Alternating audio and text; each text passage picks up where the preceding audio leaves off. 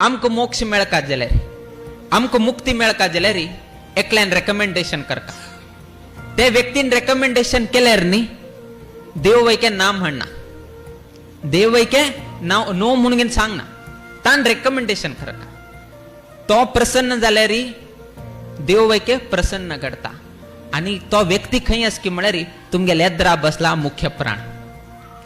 तो मुख्य प्राणानं जर तान देवाला एक रेकमेंडेशन घाल्ले की हे भक्ताक तुवें मोक्ष दिवका, हे भक्ताक तुवें मुक्ती दिवका म्हणून, तर मुख्य प्राणान सांगले री देव नो म्हणना.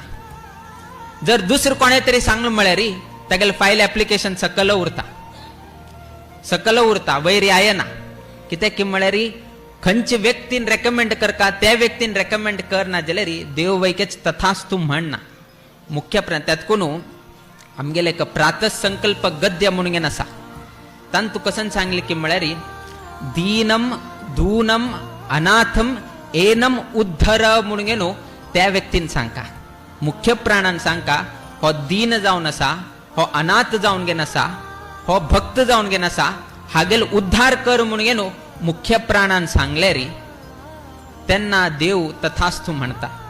तुम्ही जर त्या मुख्य प्राणा वचून घेन सेव केले, कसने विशेष सेव केले म्हळ्यार तेन्नाच पळय मुख्य प्राण संतुष्ट जावन गेनो सर्व ही कुळावी जनांक वैकेची अनुग्रह करता.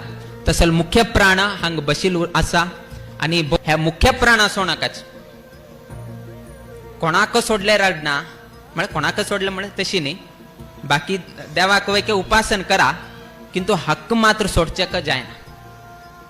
मुख्य प्राणाक मध्वाचार्यांक भीमाक तांक सोडचेक जायना.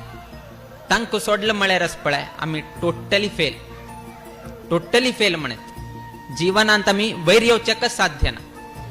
जर तसले गुरु जावन गेन आशिल्ले तसले मुख्य प्राण हनुमंताक आमी सोडले आमकां जीवनांतू बरखत जायना.